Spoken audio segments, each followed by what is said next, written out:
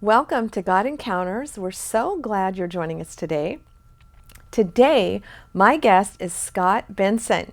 I've been looking forward to this for a while. Scott is a seer-prophet and teacher who has spent the last 14 years in preparation for a difficult time that God's people would go through. He is only now coming out of hiddenness for such a time as this. Scott was caught up to heaven at 4 years old and shown one day he would stand in the gap for many churches and families. He has a strong counseling gift and has spent the last 10 years mentoring many people. Scott is married to his bride, Allison, and they have 3 beautiful children together. So welcome to the show, Scott. Thank you. I'm glad to be here. Yeah. So we've got to know each other a little bit through counseling, which has been really fun. Absolutely. So I'm really looking forward to today. So for those that don't know you, can you share a little bit about your background for us? Yeah, absolutely. When I was a little boy, my family, went to church, but my dad started really getting on fire for God. And he would come into the bedroom right before sleep and begin to talk to me about how to pray and talk to God. And, I remember asking him, I was like, hey, Dad, can I just talk to God like I talk to you? And he's like, oh, absolutely, And so I just began, just hanging out with God at like the ages of 3, 4, and 5. And I would spend, probably like 12 hours a day just talking to God and thinking about God. And I was just totally fascinated with who God is. And I remember, as a little boy, just, sitting there and asking God, saying, God, I want to know about things that no one else knows about. I want to understand how things work and how you framed everything, how you made everything.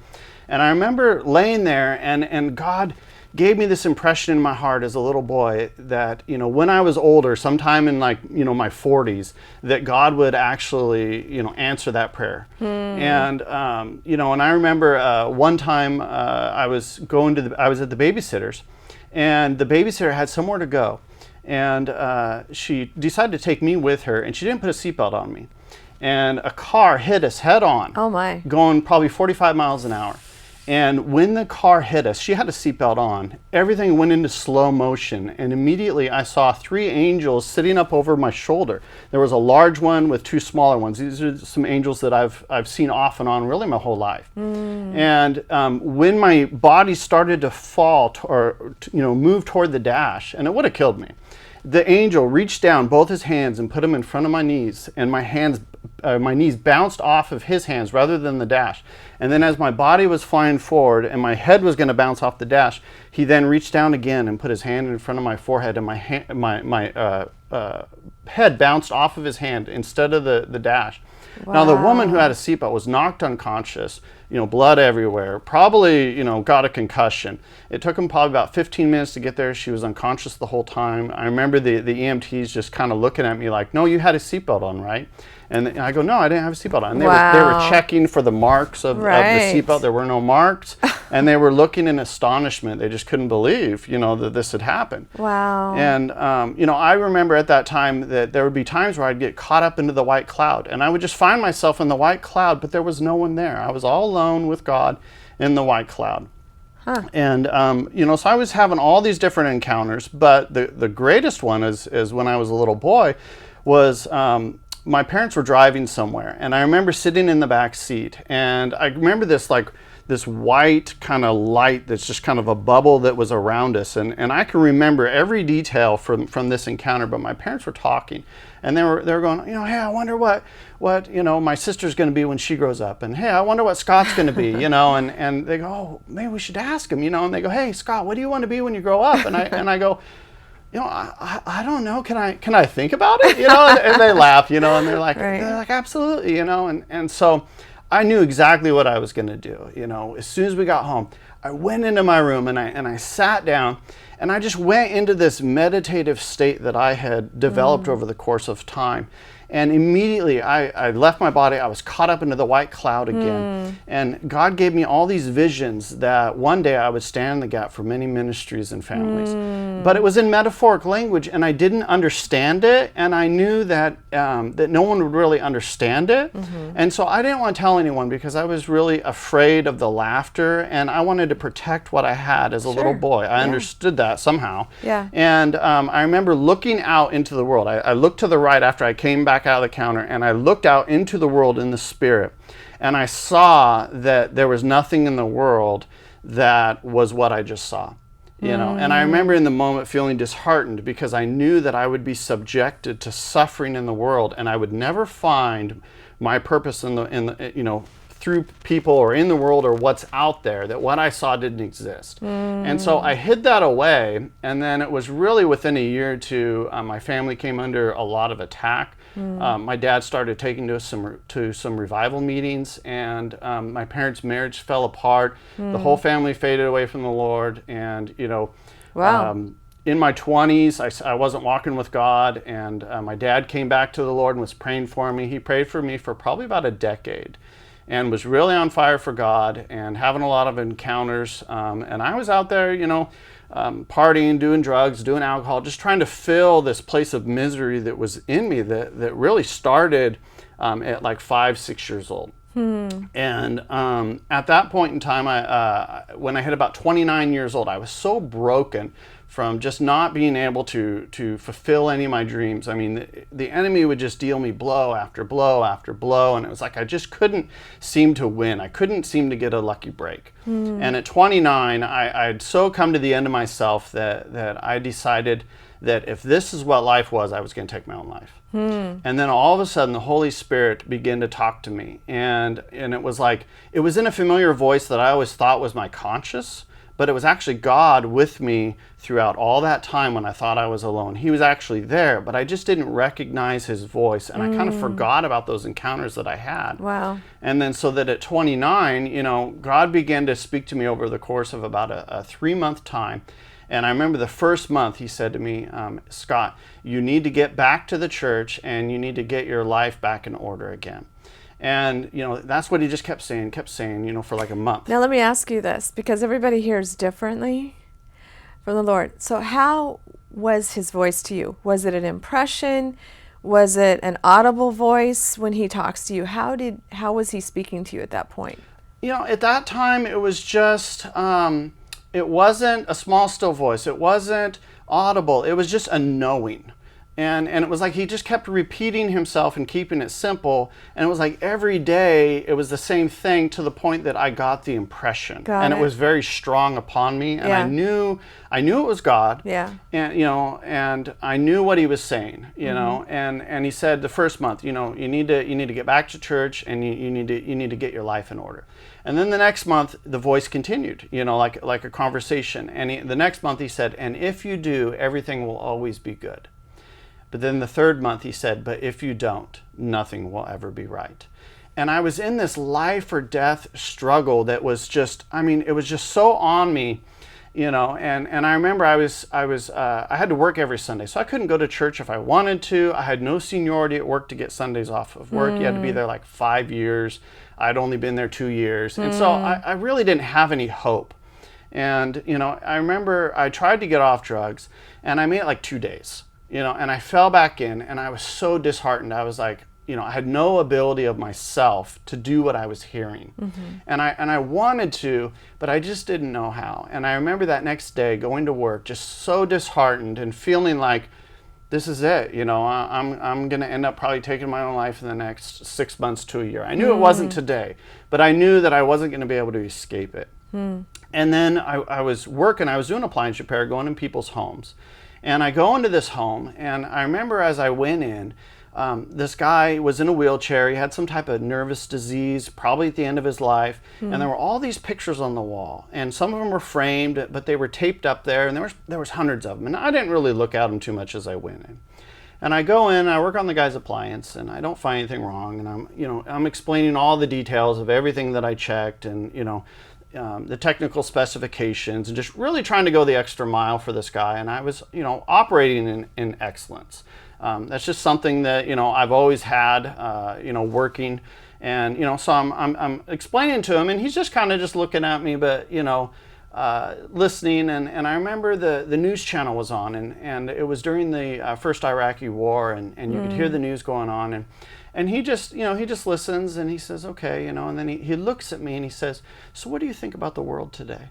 you know. And I go, well, you know, he goes, do you think it's going in the right direction? And I go, no, not really. I go, you know, a lot has changed. Even in the last 10 years since I got out of high school, it's like the direction the world is going, things are getting a lot more darker, you know. And you know, he listened to me and he goes, you know, come with me, I want to show you something. And he took me over to this wall of all these pictures. And when I looked at these pictures, here he was in his full health, and he's in the Oval Office. He's shaking Bill Clinton's hand. He's shaking President Bush's hand. He's got a picture of Denzel Washington. He's got all these pictures of all the most famous people that we know of our times. And, you know, he was obviously some type of counselor, some type of advisor to these famous people. And he was a person who had great influence on his life and had a gift. And, you know, I didn't realize it at the time. But he said, he got really upset with me when I looked at those pictures. And he said, don't look at those pictures. I want you to look at this one picture right here. He said, you see that woman right there? And I go, yeah. And he goes, this woman right here worked at a hospital.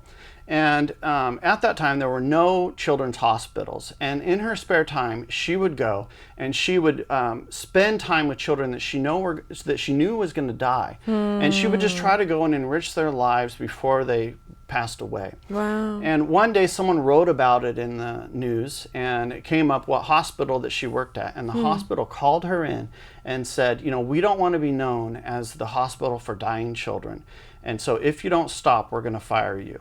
And so she, right there on the spot, he said she quit and she went and started the very first hospital for dying children. Wow. And he goes, she stuck to her morals and she changed the world. And he looked at me and he said, your job is trying to tell you who you are and frame you in as though you're some $20 an hour employee. But he goes, that is not who you are. And he says, there are some people that are made to be superstars. And he goes, you're made to be a superstar and you're never going to be okay until you live that life. And he goes, you have a decision to make, and I don't know what that decision is, but you need to make it, and it's right now. Wow. And I was just like blown away, you know. And then he cussed at me and told me to get out, you know. And I was just kind of like, oh, you know, well, you know, thank you. I was very, you know, very nice to him, very thankful. And I knew immediately what that decision was. And I went home. And I remember I knelt down beside my bed and I asked God, I said, God, you know, please forgive me for my sins.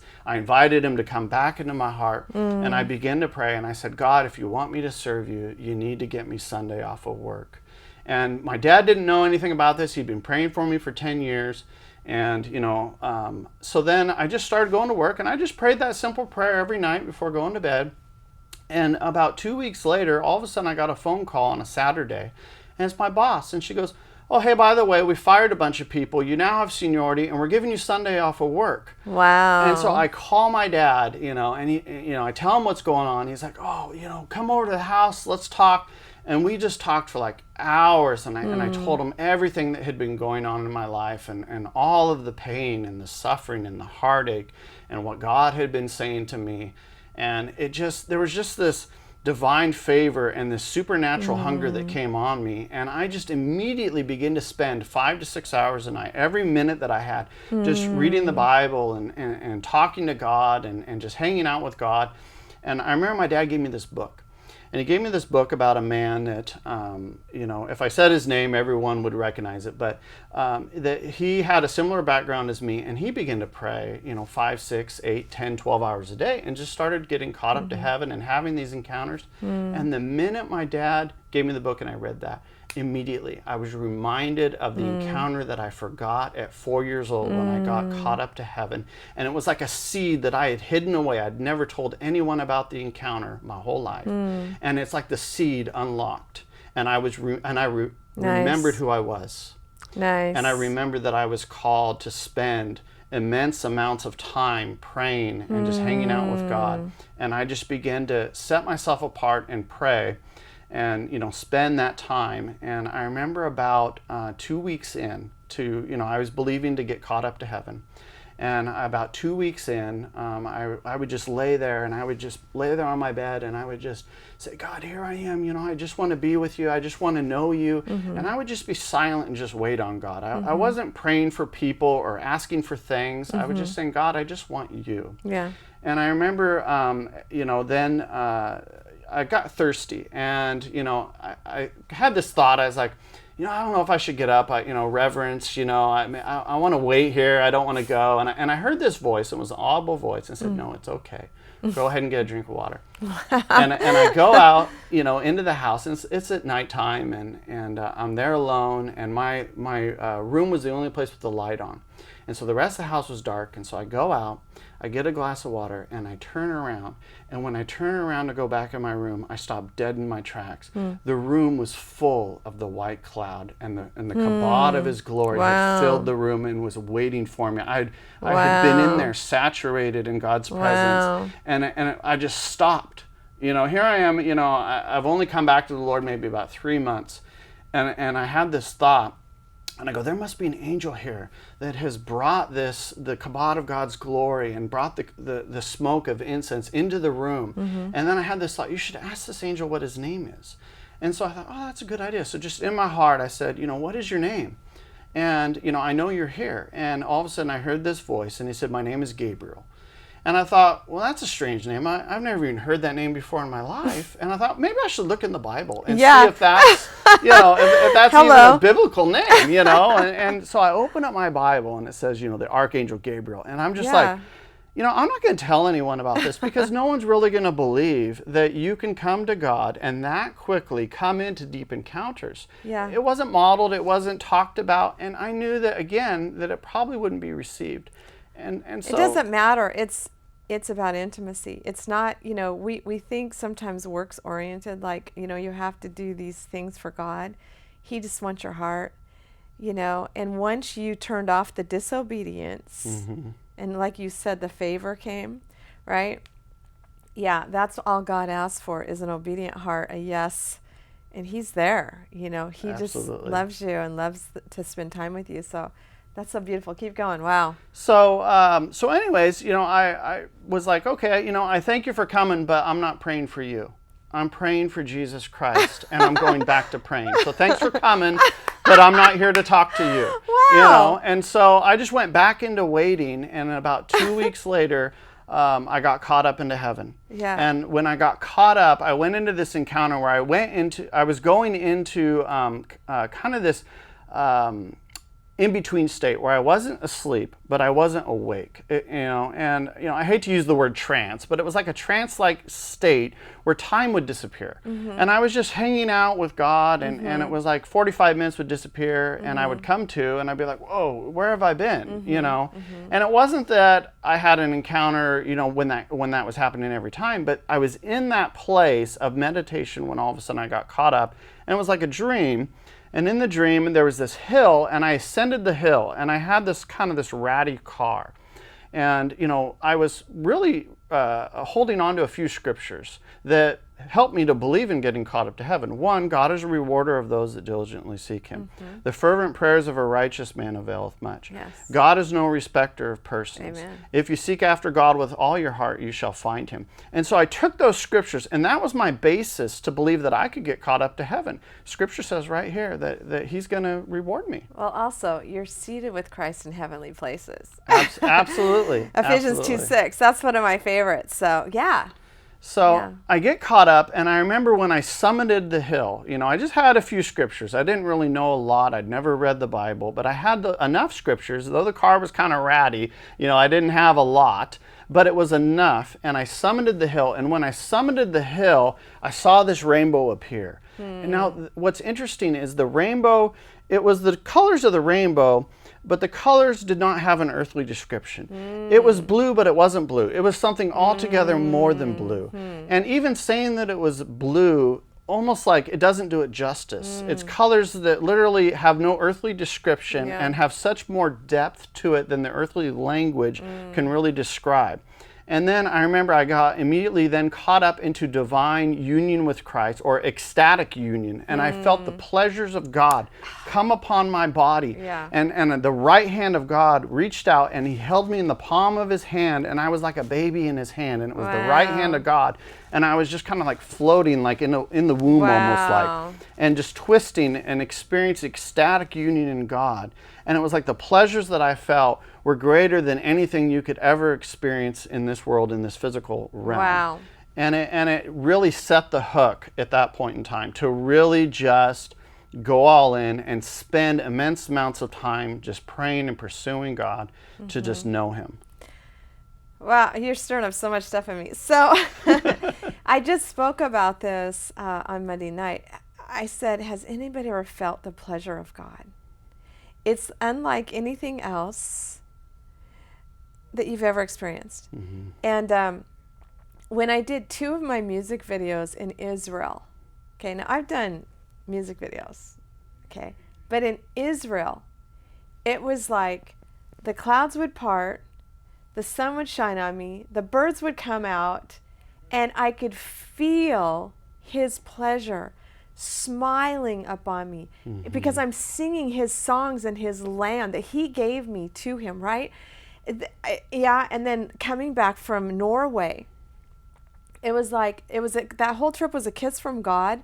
But on the plane, I just said, man, am I, at the moment, I'm like, am I under an open portal?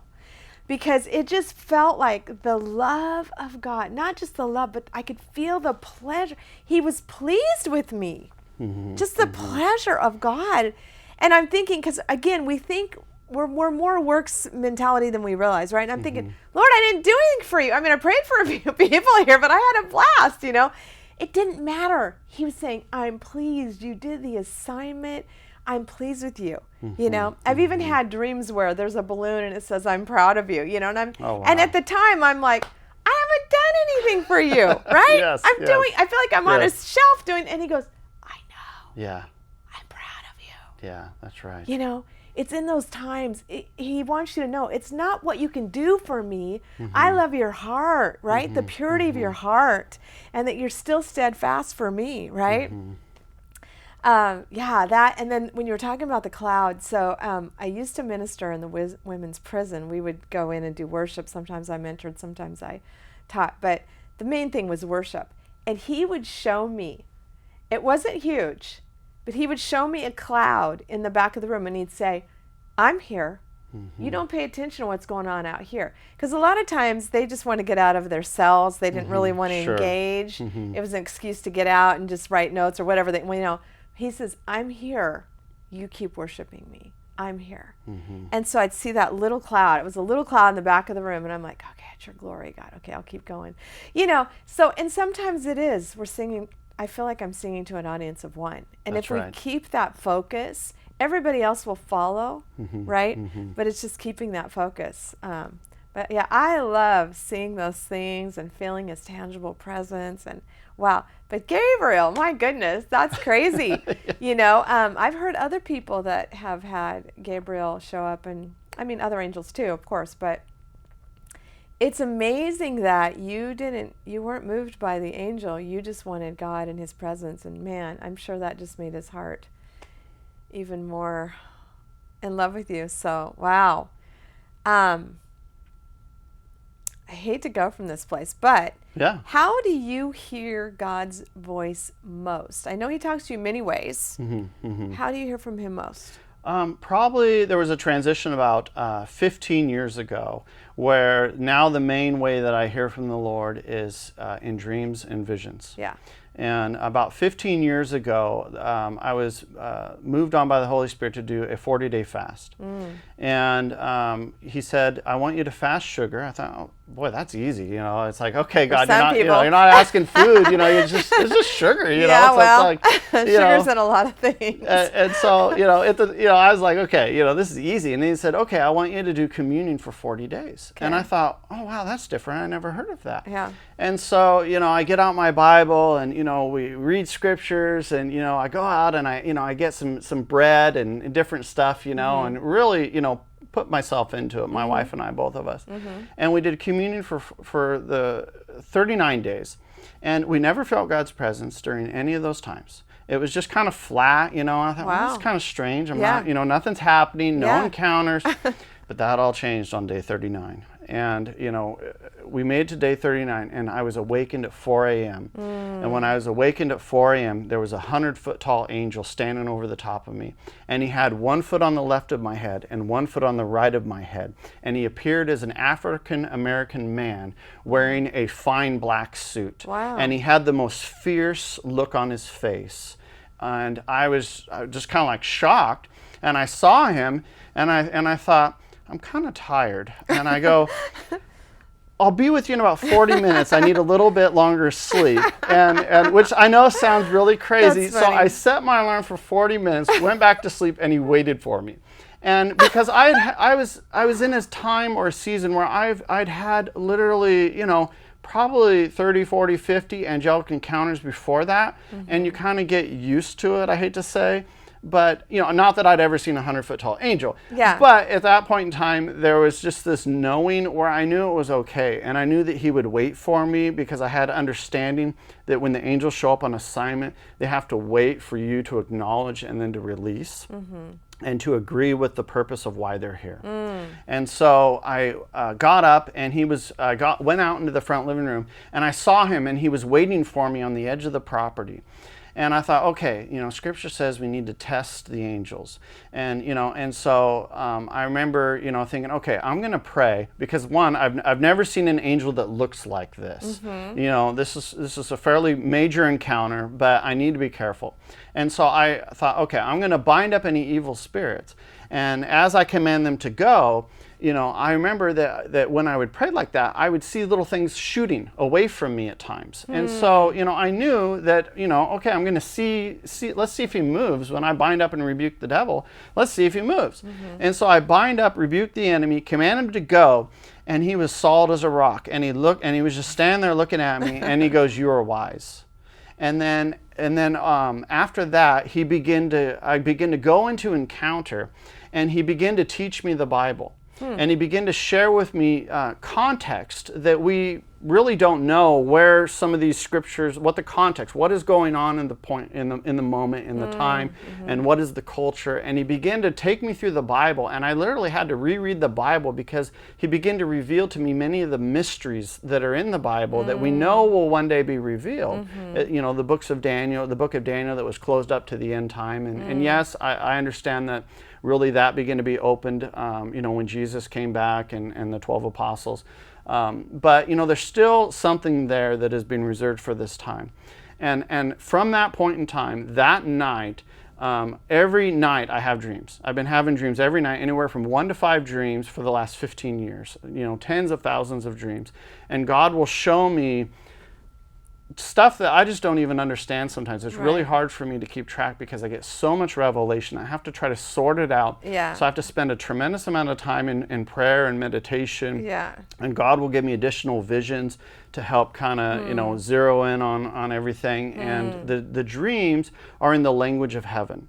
And so, a lot of times, if I don't spend the time praying, I won't understand it. And then what he'll do is... Because, Go ahead. For people watching that may not understand, dreams are symbolic. They're a language all unto themselves. Sometimes dreams will actually happen as you saw them in the natural, but for the most part, dreams are symbolic. And there's some things that are very, like babies can be ministry. Could be a new business. Vehicles generally represent your ministry or someone else's ministry, depending on who, So there's certain things that they're very symbolic. But because it's my second language as well. So with dreams, you get to know and understand in your spirit, you will know. I have a couple dream books that sometimes when I still go, not sure. But what was the feeling? What was the impression in that dream? What did it leave you with? And go with that on some of those things. But yes, pressing in even more and asking God. But yeah, no, that's interesting. Okay, keep going. So anyways, but he'd give me these dreams, and he would give me dreams in the language of what is already in my heart.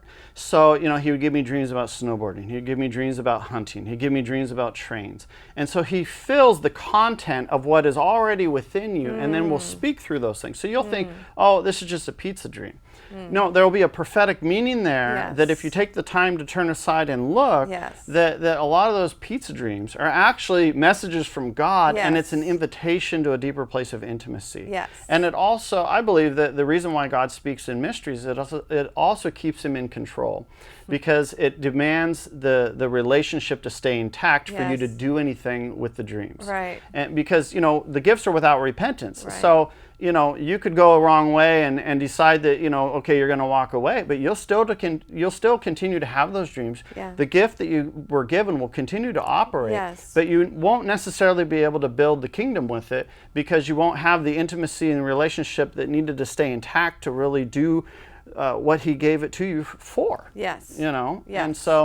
And so anyways, that's kind of one of the main ways. In the last probably 5 to 10 years, he's also speaks to me audibly a lot of times in the middle of the night, or as I'm praying, I'll get kind of caught up in the divine union with the Lord, and then I'll audibly hear his voice a lot of times when that happens. But that is a discipline. It takes time to learn how to get the soul submitted. Because when you begin to pray, a lot of the times, you're thinking about all the things that you need to do in this world. You start to think about, the grocery list, and, you got to get out there and mow the grass. Which is why I think he tends to speak to us more at night, because our subconscious is not thinking, it's in a rest state, and he can speak to us easier, I think. Absolutely. Yeah. And so, I basically have had to learn that you've got to kind of put that on the shelf and be very purposeful when you spend your time. I believe in praying for people, but I believe the most important thing is our personal relationship of knowing him above and beyond ministry. And it's a discipline. It really is. It's what not are the some easiest things thing. that you could tell people, encourage people to do to start that discipline? God, I had this encounter where God explained to me, the mindset that I would need to develop in order to continue to have encounters and continue to break through in the realm of the Spirit. And, he told me that I was going to have to develop a mindset of great intention and discipline. And meaning that there were many years where, it was in reference to prayer, basically. He said, there's going to be times when you're going to need to pray, but you're going to be sick, but you're going to need to pray anyways. There's going to be times when you're going to be tired, but you're going to need to pray instead. And, there's going to be times when you're in physical pain. And I remember my soul really kind of went, whoa, physical pain? I'm like, I didn't like the sound of that, but that's what he said.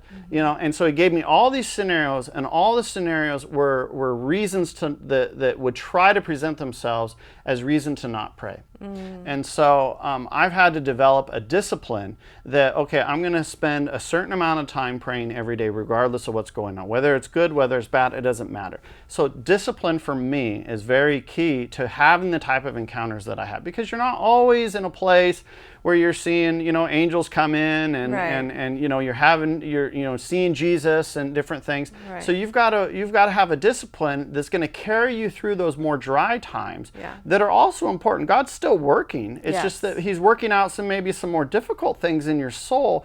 And so when the things of your soul come to the surface, it clouds our ability to hear and see, but yet God is still right there just as powerfully as what he was. Yeah, that's so good. And if you don't have the discipline to carry you through, it's like having a monster truck, and there's a mud pit. You need to have enough speed, right, that when you hit that thing, that you don't get bogged down and stuck in there. And so we're all going to have these moments, where you're going to get slowed down, you're going to get bogged down, circumstances come against you, and that discipline, if you do not have that really solidified in your life, you're going to get stuck. And then all of a sudden the discouragement comes and the hopelessness, and the enemy just begins to work on you and try to isolate you. But if you have that prayer life, you're going to break through out the other side. And what I will do is what I've learned now is that I can gauge by my feelings how much time I'm supposed to spend with the Lord. Before, I would just go all in. I'm just going to spend all my time. And that's a great place to start, because I can't discern how much time I really need to be spending.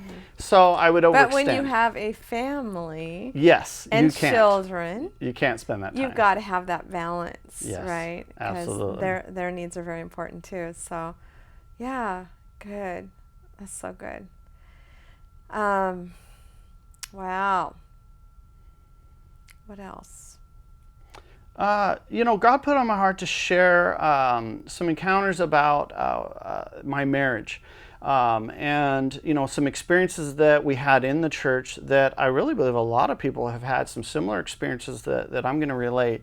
And I want to share some hope, that there is hope after getting hurt in the church. Good. And That's good. and really what God did in my marriage, because early in my walk, all those experiences really propelled me right to the front of the church. And God gave me great favor, and I ended up moving. He told me to move and become part of a ministry. And in a short amount of time, within about 2 years, I got promoted, and I became really the number 2 guy in a well-known prophetic ministry. And I was carrying half the authority of the church, running 3 ministries. Wow. we see angels walk into the office, off and on throughout the day, all the time, different colored angels, and so we really were just in a place of encounter in that church. But the warfare started increasing. And we end up getting kicked out of this church.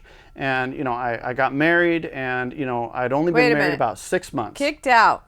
And I have to say I've had this happen too, and it was due to jealousy. I was sent a letter in the mail and told not to come back.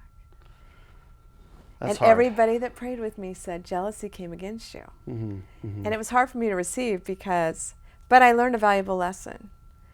Jealousy doesn't look through the same lens that you and I do. It has to have all the focus and attention on itself. And but yeah, that was an owie. So hey, welcome to the club. If you've been kicked out of a church, there's still hope for you. Absolutely. Keep going. Sorry, I had to throw that in. So we get kicked out, and it doesn't really matter why, because it's not about pointing the finger. And I believe that people in ministry, I believe that they're doing the best that they know how to do. God can only use imperfect people, and we all have issues. We do not wrestle with flesh and blood. Yes, absolutely. But against principalities and powers and demonic spirits and rulers and things. So this is a good reminder, folks, that person that sneers at you at times and comes, that may not be the person. Yes. Let's look at what's behind that. Just a good reminder.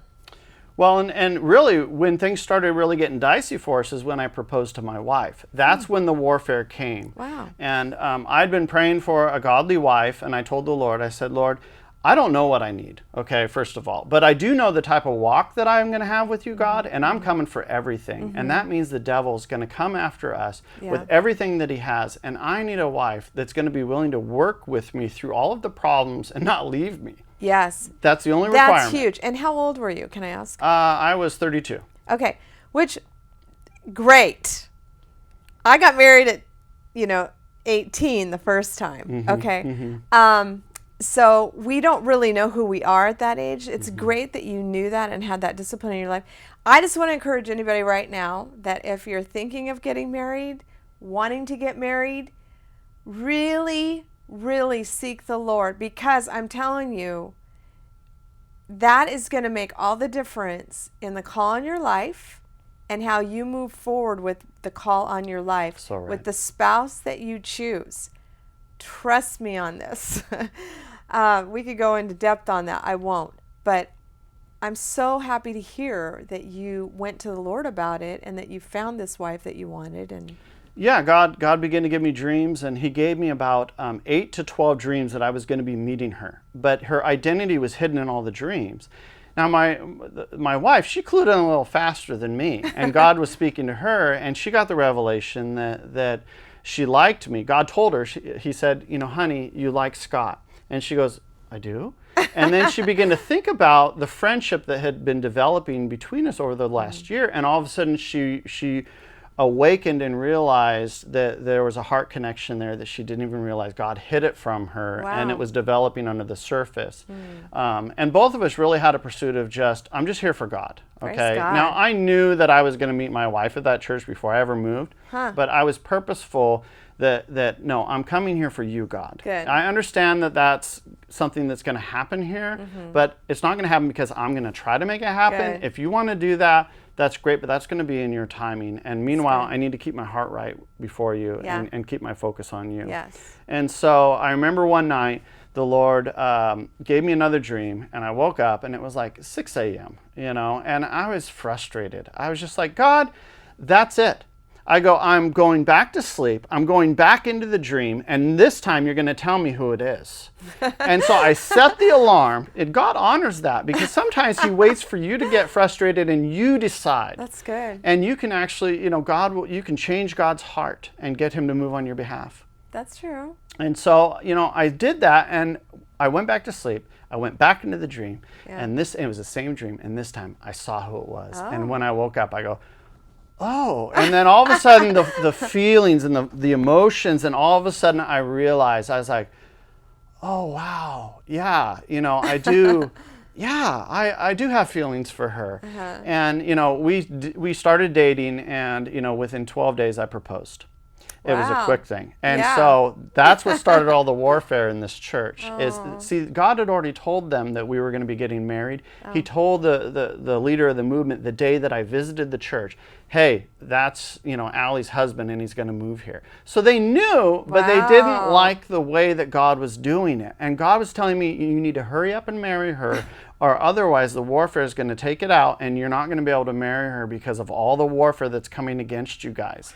And so anyway, so we get kicked out of this church, and we lose all of our friends. Okay, none of our friends will have anything to do with us. That's horrible. Okay, so I know the feeling. That's horrible. Yeah, it was so disheartening. Because it's a close-knit community, right? Well, absolutely, and it's hard to find people that walk in the same way that you walk. Right. So when you find them, it's not an easy thing to replace all of those relationships. So that's rough. And then especially now you've got some baggage, it's going to make it even harder to try to find people, because we were taught things that were out of alignment. And, not that anyone meant to, because, Revelation is progressive. Right. But, there was a form of the prophetic that was used, and it was spiritual abuse, was in the middle of the prophetic gift. Whereas you'd call out everything that you saw, and there was a lack of grace and mercy and patience to let people go through process, even if it takes them 10 years, and maybe it only took you a few years. It's not about that. It's about their relationship with the Lord, and you need to honor that God made them differently than you. Yeah. And it might take them longer, and so God might want to teach you patience and mercy and grace and another area of your walk. Yeah, and so that's really where the community was at. And so, we get kicked out. We go to another church. God says, go over here. The problems followed us. And then I got invited into the ministry of the next church, but things were spoken, and they disinvited me, and everyone backed away, and no one ever talked to us and even wanted to know what happened. We just got handed over into the hands of Satan. And the warfare literally just took us out. And my wife emotionally shut down. It was already hard enough, okay? Here we are, we're married 6 months. This is supposed to be this wonderful time. And all of a sudden it's turned into this nightmare of warfare. And we get isolated. We didn't know where to go. We didn't know what to do. I tried to reach out to get help, but there really wasn't anyone that could understand what I'd been through, because it was a fairly strange experience, And not that we certainly had our own issues that we were going through, but, we weren't ignoring our issues. We were actively working on our things. And, but so here we are, and I don't know what to do. My wife has just completely emotionally shut down. She's not talking to me. She's not talking to anyone. She would just come home, put the TV on, and that was it. And I would have to get words of knowledge just to be able to talk to her, and it wasn't working. Because I didn't know it, but I had some poison in me from what I was taught, and I was just using the model of what I was taught, which was causing even more problems. So we got away from it, but it was in us. Wow. Okay? Yeah. And so, I was like, okay, wow, I've got one chance. I'm going to have to get caught up to heaven. That's the only way that this is ever going to get fixed. And so I told my wife, I said, I'm going in the room, I'm closing the door, and I'm not coming out until something happens. And I said, I'll help with chores, I'll help make dinner, but I'm going to get caught up to heaven. I don't know how long it's going to take, but I'm not coming out until that happens. And I went in the room, and I just began to pray, and I'd spend an hour praying in the Spirit. I'd spend an hour reading the Bible. I'd spend an hour worshiping. I'd spend an hour meditating. And that may sound religious, but it was just a formula that worked for me. Yeah. That doesn't mean that that's what it needs to look like for everybody else, Right. But, and I would just cycle through and just grind. And, and I was like, I don't care how long it takes, I'm not going anywhere. And I was sitting there after about 40 days of spending 5 to 6 hours a day, and on the weekends, probably 12 to 14 on the weekend on each day. And after about 40 days, I was sitting there, I had my Bible open, and I was just sitting there just in meditation, just thinking about God, and just, you just kind of lose sight of all the problems and everything. And all of a sudden, the white cloud came. And all of a sudden, I just got caught up into the white cloud that was familiar to me as a little boy. And all of a sudden, I found myself standing before God in heaven in the white cloud. And I couldn't see God because it was so bright, but I knew that he was standing in front of me. And before I could even speak, the voice of God came forward and he said, "Scott, you are the problem." And I exploded, Cheryl. I was so full of pain and hurt and woundedness. I just exploded. And I had this Uzi machine gun in my hands with this huge clip. And I just began to tell God, but God, my wife did this. But God, the pastor did this. But God, my dad did this. But God, my friends did this. And it just came out of me, and I spun in a full 360-degree circle. And then he said, his tone changed. He said, "Yes, that's true." And he reached out and snatched the gun from my hands and disarmed me. And I remember I felt lost. I felt deflated. I was confused. I didn't understand. How can I be so right? And yet you're telling me that I'm so wrong. And I didn't understand. And he said to me, "Scott, you don't understand. Take a look around and see what I have to work with." And I knew the answer before I looked, but when I turned around, the heavens were empty, and I was standing alone in that place in the heavens, just like when I was a little boy. I was the only one in that place in the white cloud. And he said to me, "Scott, all those problems that you told me are not your problems. And none of those people have positioned themselves before me like you have here today. So I can't help you with any of their problems. I can only help you with yours." Wow. And all of a sudden I came back into my body, and I'm sitting there, and all of a sudden I'm like, okay, I now got the answer. And I begin to pray, and I go, "God, forgive me for my sins. How do I need to change? How do I need to change?" And that became the prayer of my life for the last 14 to 15 years. Stop looking at everybody else and what they're not ready to go through and ready to deal with, though I can see it because of my gifting, because of things that I've worked through. When you work through something, then you have eyes to see it in everyone else. And there was just such a focus on all of that, and that's really where that ministry was at. And so God began, he didn't tell me exactly what it is that needed to change, but he at least gave me the direction that I needed to start pressing, and that's what I needed. And so I just stayed in that place of prayer. And so for the next 6 months, I just stayed in that place. And I remember one night I had this dream, and in the dream I needed a ride. I'd gotten stranded, and obviously there's prophetic meaning in the dream. And I get stranded in this place, and I'm with the angel of the Lord, and no one will help me. Everyone leaves me. And I have this muscle car with the engine that sticks out the hood, but it was a long ways away, and I couldn't get back to it. It was too far to walk, and I needed a ride. And the angel of the Lord said, "Well, I know someone that might give you a ride, but he's resting." And so I thought, okay, what do I got to lose? Go get him, And he goes and gets him, and it's the Lord Jesus Christ. And the Lord comes, and he looks at me, and he says, "I don't know if I want to help you." And I was like such shock, because we think we know what Jesus would do, right? There's the saying, what would Jesus do? Right. And we derive the answer out of our natural mind, and we answer it for ourselves. Right. When he has his own mind, he has his own will, he has emotions, he's a living person, he's a living God, he's a living being. And we kind of miss sight of that at times. And so I woke up immediately, again, 4 a.m., and I propped myself up on my elbow in bed.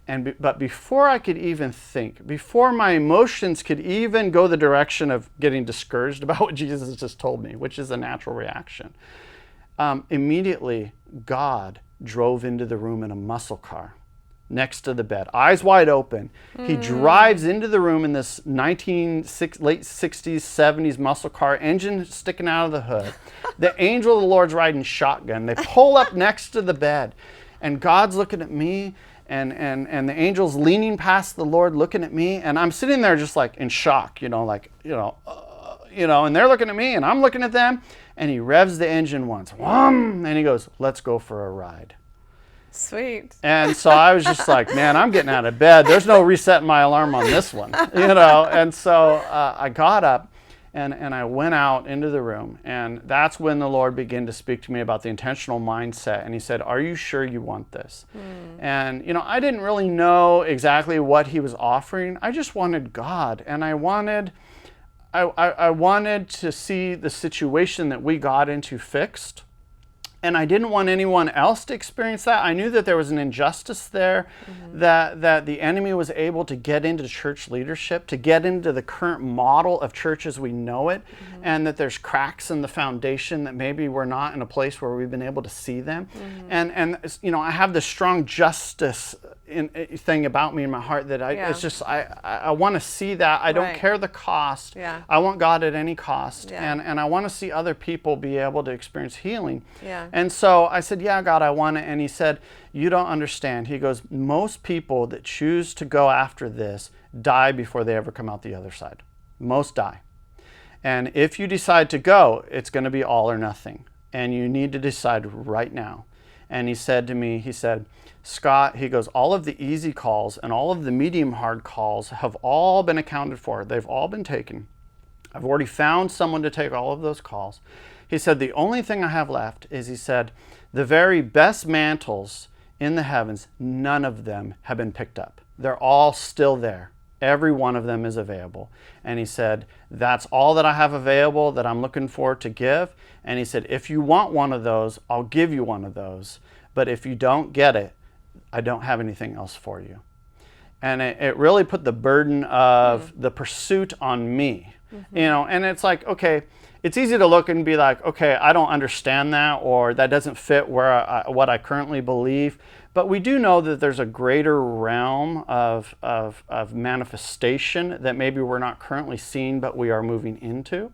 But we do know that there's more. I just want my own mantle. I've told him that before.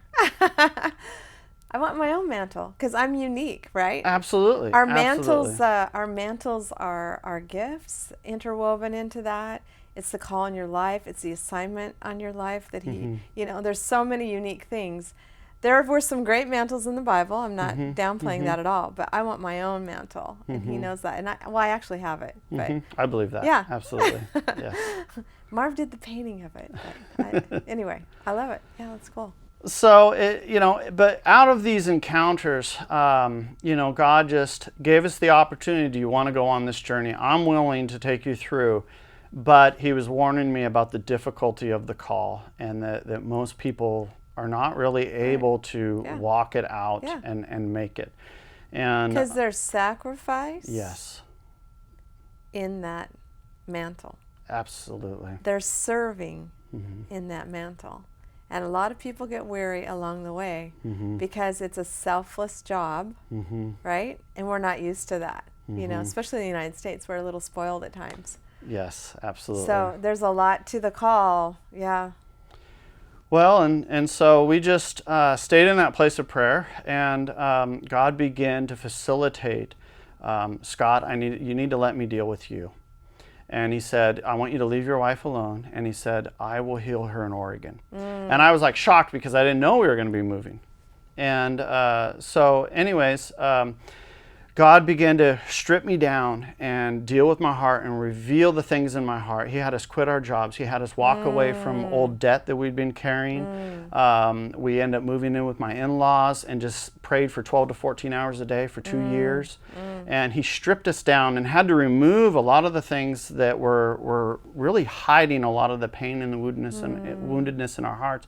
And he began to teach me how to reposition myself to be used to heal my wife. And he began to show me that it's not about what I want, it's about what's going to be best for my wife. And it's about, meeting her where she's at, and it's about standing there, modeling what it looks like and being able to get above all of the pain. And, I remember this one moment where my wife was just having a hard time believing the prophetic word that healing would come. And, I was just completely unbothered. I wasn't frustrated. I wasn't upset. I was just completely at peace as she was just kind of arguing. And there was this manifestation of pain that was coming out. And all of a sudden, the Holy Spirit erupted out of me, and I said, you don't understand, what I'm carrying is greater than what you're experiencing. And in that moment, I knew that I had taken the place of intercession for my marriage, and it was a done deal. It was just a matter of time. All I had to do was steward that place of intimacy that I had in the Lord, and the byproduct would be that my wife would receive healing, and God just would give me words of knowledge and show me how to reconnect her emotions and help her with deliverance. But He had to take me through deliverance first, and deliverance is a normal thing for all Christian believers. Right. And it's continual. It's not like you just go through deliverance and, oh, that was nice to get that done with. Right. You can be a Christian 20, 30, 40 years Right. and still have some areas that you're in the process of working through. Yes. From glory to glory, He's changing. Absolutely. So, my marriage is in a completely different place. Praise God. And, I tell my wife, I'm like, look, I need you to put me in my place. I need you to share with me things that you discern that I can't see, because, first of all, God's given part of my discernment into you, because we're two becoming one. Absolutely. Good. But every joint supplies as well. And so you Yes. need to be able to receive from the other people that God has given a piece to. And you need to honor those who have honored the Lord before you. Yes. And go and receive, and just receive it the way the Lord Yes. desires us to receive it. Because if you won't do it His way, then you're going to get stuck in limbo. Come on. That's So, right. anyways, it's been a great journey, and just God has really restored our marriage, and really given us a place of encounter, and it's just been an exciting thing. So 3 minutes left. So I apologize. I didn't want to interrupt you. Yeah. That was beautiful, because God is a restorer. So I have 3 minutes left. How would you like to pray? Real quick, God gave me a picture of a woman in a chair that had infirmity, and she was sitting in front of a TV, and I believe that it represented the church. She has a vision. She has a way that that God has given her of how to do things, but there's sickness, and I believe it's representing the older generation in the church. There's a lot of people that have sickness, and I saw that the sickness had been there for a long time, and I saw that as you heard today, the things that I shared, your heart leapt, and you said in your heart, oh, I wish that I encountered God that way. And the Lord said, you are hearing me knock on the door to your heart, and if you will get up and open the door, I will come into you, and I will begin to encounter you, just like the testimony that you heard here today. But you're going to have to unplug from the way that you're used to doing things, that TV and that vision of what was. That is the last season's model of how God wanted to meet with you. But now, if you will come and begin to set your life apart and begin to pray and begin to pursue and begin to develop a mindset of intentionality, God says that He will come and encounter you, and He will begin to heal your physical body. And that as you come into deeper communion, you will start to find that your physical body will be healed, and you will gain part of the freedom that you have lost through this infirmity, that God says, I will return to you what has been lost, and it will be a testimony to your family and testimony to coworkers, people that you know, and that testimony will go out, and people will be they won't be able to, it'll be so much, they'll be overwhelmed by the testimony of Jesus Christ that He will do in your life, that you do not have to receive this place of infirmity that you've been in. You just didn't know how to come out of it. But the Lord is saying, here's the testimony that will lead you out of that place and into what I'm doing now in this current time, should you choose to open the door to me. Praise God. Well, if that was you, receive that, because we know there's power in the prophetic word. Amen. Well, thank you, Scott, so much for being a guest. It's been so fun. We'll have to do it again for sure. Absolutely. That was way too short. So there's a lot of subjects we could cover in the future. But until the next God Encounters, friends.